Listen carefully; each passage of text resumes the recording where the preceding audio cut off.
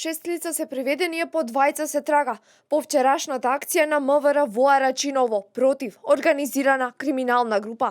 Во полициската акција биле запленети над 700 грама хероин, повеќе од 250 грама кокаин, 8 до 10 килограми марихуана и 570 таблети.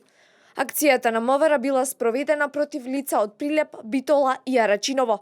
Приведените лица се сомничат дека шверцувале дрога, која ја набавувале во Арачиново, а потоа истата ја препродавале низ целата држава.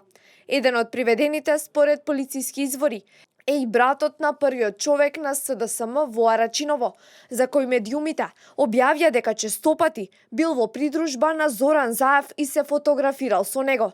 На 5 мина од уапсените, обвинителството побарало судот да им одреди мерка притвор, а еден од нив добил куќен притвор, се вели во соопштението од јавното обвинителство.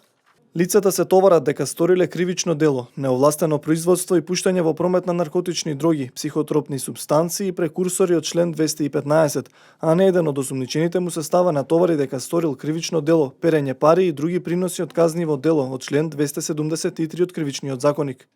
Од ВМРО ДПМН реагираа на полициската акција, оттаму потенцираат дека јавноста е сведок за уште еден криминалец поврзан со Зоран Заев. Знаел ли Зоран Заев за криминалните активности на братот на нивниот прв човек во Арачиново? Колку дрога истиот има истурено по улиците низ државата и на колку деца низ Македонија им ја продало? Дали Социјалдемократскиот сојуз, додека Оливер Спасовски беше министер, му нудела заштита за неговиот криминал? Дали преку црните пари од предпродажбата на дрога се финансирало и криминогеното раководство на Социјалдемократскиот сојуз?